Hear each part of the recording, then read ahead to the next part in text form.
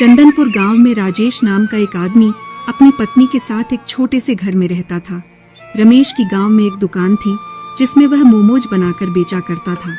पूरे चंदनपुर में केवल रमेश की ही एकमात्र मोमोज की दुकान थी, इसीलिए सब उसी की दुकान में मोमोज खाने आते थे। रमेश 20 रुपये प्लेट मोमोज बेचता था। एक दिन सवेरे बस इसी तरह मेरी दुकान में भीड़ लगी रहे और इसी तरह मेरा कारोबार चलता रहे। तभी कमलेश नाम का एक व्यक्ति आता है। रमेश भैया, ये लीजिए 5 प्लेट की 100 रुपये। मोमोज तो बड़ी स्वादिष्ट थी आपकी। अच्छा, शुक्रिया। रमेश भैया, कल मैं शहर गया हुआ था, वहां मैंने एक ठेले पर मोमोज खाई, वो भी 100 रुपये प्लेट, और उसका स्वाद तो एकदम ही बेकार था। मेरे मुंह का स्वाद ही बिगड़ गया। और आपके यहाँ केवल 20 रुपये प्लेट मोमोज खाकर मन को सुकून मिल जाता है। सच में आपकी मोमोज बहुत ही स्वादिष्ट होती है। अच्छा, बस आप सबकी दुआ है। तभी कमलेश वहां से चला जाता है। 100 रुपये प्लेट मोमोज और मैं 20 रुपये प्लेट मोमोज बेचता हूँ, इसमें तो मेरा ही नुकसान हो रहा है। मैं तो अपने दुकान में 100 रुपये प्लेट मोमोज बेचूंगा ताकि मेरे पास भी ज्यादा पैसे आए। रमेश को इतने ग्राहक देखकर लालच जाग चुका था। अगले दिन रमेश अपनी दुकान के बाहर एक बोर्ड पर लिख देता है, मोमोज 100 रुपये प्लेट। ये देखकर रमेश की दुकान से लोग वापस जाने लगे। अरे बाप रे, इस रमेश ने तो मोमोज के दाम 100 रुपये प्लेट कर दिए। अरे इतने महंगे दाम में कौन खाएगा ये मोमोज? क्या हुआ लालू भाई, आज मोमोज नहीं खाएंगे?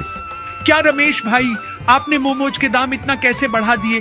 20 रुपये से सीधा 100 रुपये। लालू भाई, महंगाई बहुत बढ़ गई है और सभी जगह 2 गुना मोमोज के दाम बढ़ गए हैं। फिर मैं अपना नुकसान कैसे कर सकता हूँ?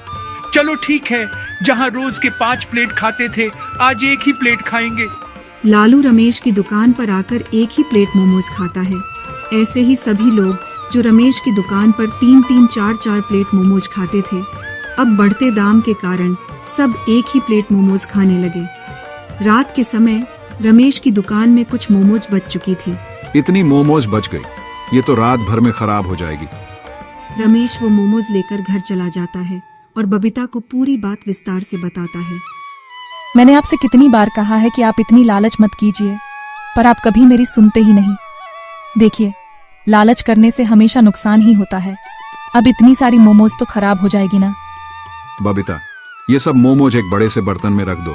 कल सवेरे में इसे ही दुकान ले जाऊंगा और कल से मोमोज के दाम 50 रुपये प्लेट कर दूंगा, ताकि कई सारे ग्राहक फिर से मेरी दुकान में मोमोज खाने आए। ये मोमोज तो कल तक बासी हो जाएगी।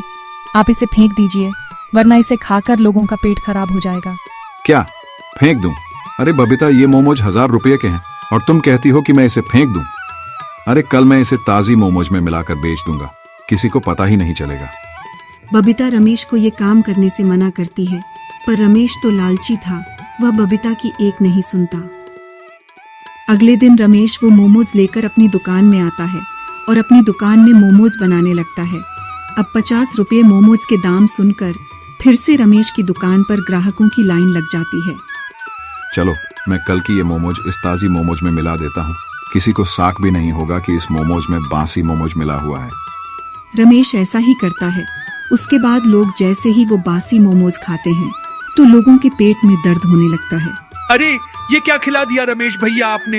ये मोमोज खाकर तो मेरे पेट में दर्द होने लग गया। क्या मिला दिया आपने इस मोमोज में? लालू भैया, मैंने कुछ नहीं मिलाया इसमें। मेरे पेट में भी दर्द हो रहा है। जितने लोगों ने रमेश की मोमोज खाई थी, उन सबके पेट में दर्द होने लगता है। ये देखकर रमेश हैरान हो जाता है। अरे बाप रे, लगता है बासी मोमोज खाने से इन सबके पेट में दर्द हो रहा है। अब मैं क्या करूं? चलो भाई, यहाँ से आज के बाद हम यहाँ कभी नहीं आएंगे। इस रमेश की दुकान में हम मोमोज कभी नहीं खाएंगे। अरे चलो यहाँ से। सारे लोग रमेश को खूब खरी खोटी सुनाते हैं और बिना पैसे दिए उसकी दुकान से चले जाते हैं। अरे मेरे ग्राहक तो मुझसे नाराज हो गए और पैसे भी नहीं दिए। अब मेरा कारोबार कैसे चलेगा? ये मैंने क्या कर दिया? मैंने क्यों मिलाई बासी मोमोज? रमेश सारा दिन अपने दुकान में बैठा रहा, पर उसके दुकान में एक भी ग्राहक नहीं आया। ऐसे ही कई दिनों तक चलता रहा। रमेश की दुकान में रोज के 2 से 3 ग्राहक ही आने लगे। उसके बाद रमेश का कारोबार पूरा बर्बाद हो चुका था। वो रोज जितना मोमोज बनाता था वो पूरी फेंकने में जाती थी। एक दिन रात में रमेश उदास बैठा था। मैंने आपसे पहले ही कहा था कि आप ये लालच मत करिए। ना आप उस दिन मोमोज में बासी मोमोज मिलाते, न हमारे ग्राहक कम होते। अच्छा भला कारोबार चल रहा था, आपने सब बर्बाद कर दिया। बबीता रोज रोज इतनी मोमोज फेंकने में जा रही है। दुकान में गिने चुने ही ग्राहक आ रहे हैं। अब तो कल के लिए मोमोज बनाने के लिए कुछ भी सामान नहीं है। कल दुकान में मोमोज कैसे बनाऊंगा मैं?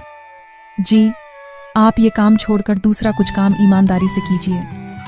मुझे तो सिर्फ मोमोज ही बनाने आता है, मैं दूसरा काम कैसे करूंगा? तभी रमेश का दोस्त मोहित रमेश के घर आता है। रमेश भाई, क्या हुआ? आप बहुत परेशान लग रहे हो, जरा बताओ तो क्या हुआ? रमेश मोहित को सारी बात विस्तार से समझाता है कि क्या हुआ था। ये तो आपने बहुत गलत किया रमेश भाई, इसीलिए आप आज ये हालत में हो। अगर आप लोगों को बासी मोमोज नहीं खिलाते तो आज ये दिन नहीं देखना पड़ता था। मुझसे बहुत बड़ी भूल हो गई मोहित भाई। अब मैं क्या करूंगा?